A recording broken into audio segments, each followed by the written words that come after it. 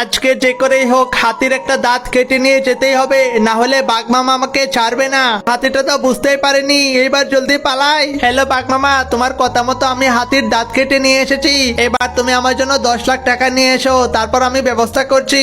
আরে কি, আমার একটা দাঁত কোথায় গেল? নিশ্চয়ই ওই বদমাশ বিড়ালটা আমার দাঁত কেটে নিয়ে পালিয়ে গিয়েছে। দাঁড়া বিড়ালের বাচ্চা, তোকে শেষ করার জন্য আমি আসছি।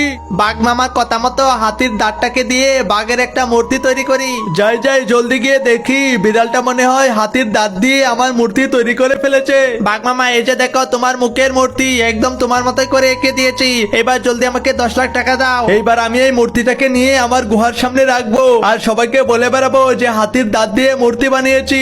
ওই বাঘের বাচ্চা, তুই আমার দাঁত কেটে নিয়ে সেই দাঁত দিয়ে তোর মূর্তি বানিয়েছিস, তোকে তো আজকে আমি এখানে শেষ করে দেব।